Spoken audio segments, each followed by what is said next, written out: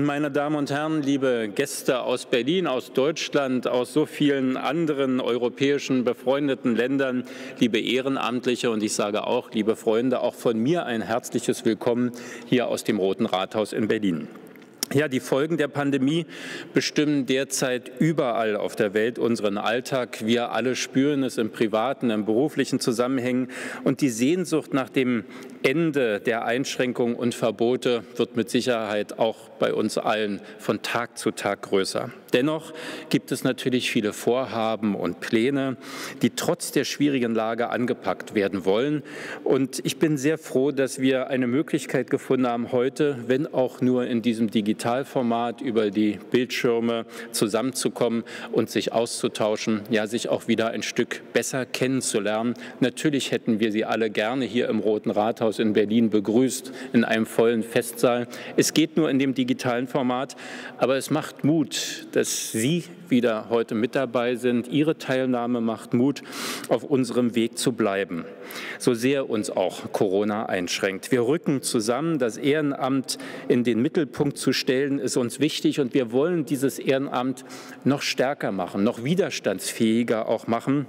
Und ich danke Ihnen allen ganz herzlich, dass Sie eben heute mit dabei sind und mit uns zusammen in dieses Jahr starten, in dieses Jahr als Freiwilligenhauptstadt in Berlin, dass Sie das mit uns eröffnen. Mein großer Dank geht an die Vizepräsidentin der EU-Kommission, Frau Šuica, die natürlich gerne auch nach Berlin gekommen wäre, uns aber auch ein Grußwort geschickt hat. Und das gilt auch für die Präsidentin des Center for European Volunteering, Frau Relic, die genauso gerne natürlich heute mit dabei wäre. Ein ganz besonderer Dank geht auch an die 6 europäischen Städte aus der European Volunteering Community: London, Madrid, Košice, Strovolos, Danzig, Padua, die unsere Veranstaltung natürlich heute auch mitverfolgen.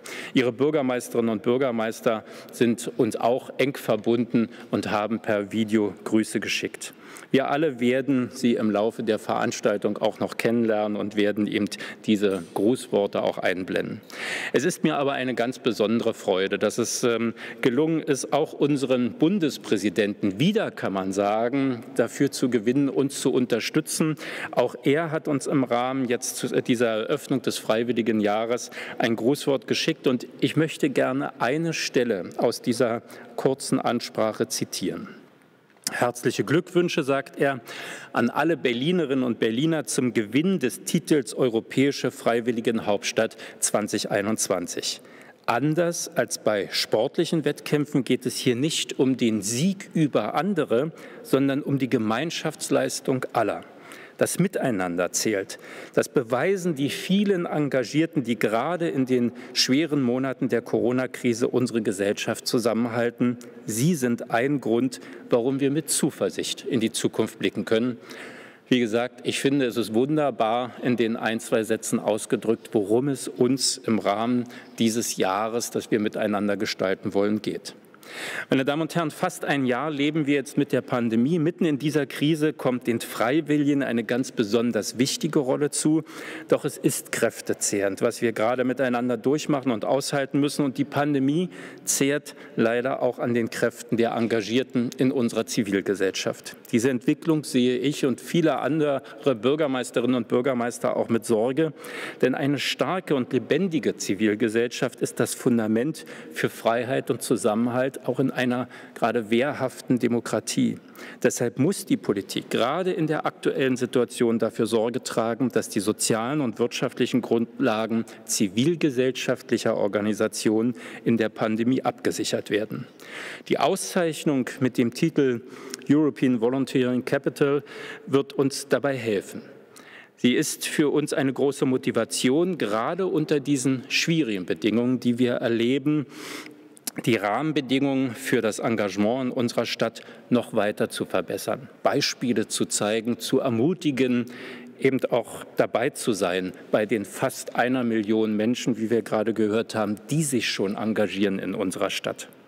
Als Europäische Freiwilligenhauptstadt 2021 wollen wir auch über unsere Stadt hinaus Impulse setzen, um gelebte Demokratie und freiwilliges Engagement überall, wo wir es sehen, noch stärker sichtbar zu machen. In einer Allianz demokratischer Städte Europas wollen wir uns unterhaken und austauschen. Gemeinsam mit den Akteuren der Zivilgesellschaft in allen Teilen Europas wollen wir unsere Demokratien gegen Angriffe schützen und stärken. Und wir wollen die Dynamik des Freiwilligenjahres in Berlin nutzen, um das Thema Ehrenamt im Diskurs über die Zukunft Europas noch stärker und präsenter einzubringen. Dazu sind wir bereits im Austausch und werden im Laufe des Jahres gemeinsam mit den zivilgesellschaftlichen Organisationen Ideen und Strategien erarbeiten. Meine Damen und Herren, lassen Sie mich abschließend sagen, Berlin hat sich tatsächlich viel vorgenommen und ich freue mich, dass der Funke in der Stadt schon so stark übergesprungen ist. Sie, die Vertreterinnen und Vertreter der Zivilgesellschaft, die Ehrenamtlichen in Berlin sind es, die das Europäische Freiwilligenjahr tragen und gestalten. Mit ihrer Begeisterung und ihren Aktivitäten, mit ihren Ideen, Impulsen, mit ihren Netzwerken.